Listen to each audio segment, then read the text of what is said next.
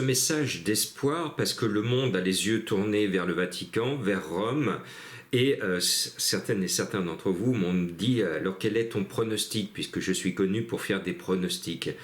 Eh bien, moi, je suis un défenseur de la paix, un défenseur des miséreux, de ceux qui souffrent, des enfants malades, des maladies rares, des sans-abri. Ça fait 15 hivers que je suis dans les rues de Lyon pour leur porter assistance. Donc, j'ai envie, comme vous, d'un pape qui puisse s'occuper des pauvres, d'un pape qui puisse s'occuper des malades, et surtout d'un pape qui puisse lutter contre les guerres et faire triompher la paix.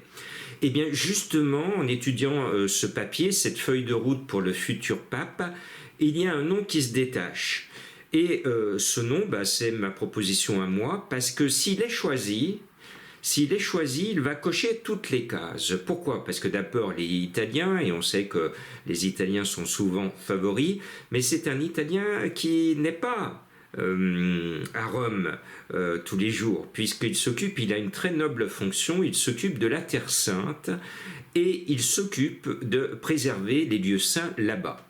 Et pour ceux qui l'ont déjà deviné, c'est celui qui est en poste là-bas pour défendre tout ce qui est précieux dans le monde de la croyance interculte, puisque la Terre Sainte, c'est quand même le berceau de la croyance du monde, quelles que soient les religions, et je salue mes amis musulmans.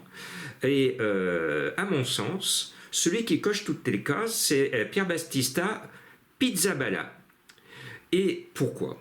Parce que il est sur la terre qui peut faire pousser un grain de ce monde, mais surtout, il s'occupe, il négocie, il va régulièrement dans la bande de Gaza. Il s'est même proposé pour être otage au moment des attentats. Eh bien, dites donc, s'il y a quelqu'un qui peut essayer de voir ce qu'il peut faire à son échelle et s'il devient pape à sa grande échelle, c'est bien lui. Donc c'est un peu mon favori, je peux me tromper, parce qu'on sait que chaque fois qu'un pape est élu, les pronostics sont déjoués. On l'a vécu avec Jean-Paul Wojtyła, qui avait été Jean-Paul II, et on l'a vu avec le pape François. Eh bien, on verra celui qui va représenter l'espoir, je dis bien l'espoir, parce que cette fonction va au-delà du monde catholique, cette fonction va sur l'un des symboles de la paix et un lien avec la possible éventualité d'un au-delà qui nous dépasse et qui nous submerge et qui nous englobe. Donc voilà, je souhaite tous mes vœux à celui qui va prendre les fonctions. Ce sera peut-être celui que je viens de vous présenter, ce sera peut-être Jean-Marc Ier. Alors là on sera heureux parce que Jean-Marc c'est notre représentant français du côté de Marseille. Voilà, et donc je fais cette vidéo parce que je pense que la mission de celui qui va prendre ces nobles fonctions, ça sera aussi de rassembler dans un monde divisé. On oppose les gens aux autres, on oppose les religions les unes aux autres, on oppose les pays les uns les autres, on oppose les voisins les uns les autres, on est tous opposés. Et en politique en France, alors là c'est la catastrophe, c'est la cacophonie, on n'a jamais vu ça sur le plan politique en France, ça part de tous les côtés et on est divisé.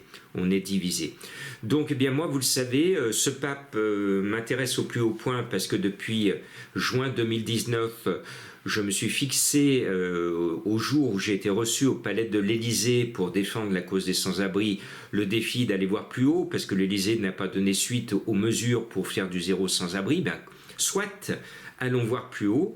Et depuis 2019, je me suis lancé le défi d'obtenir une audience privée avec le pape pour lui expliquer tout ce qu'on peut faire, lui dérouler toutes les mesures pour que notre monde aille beaucoup mieux. Parce que par exemple, le zéro sans-abri, c'est possible.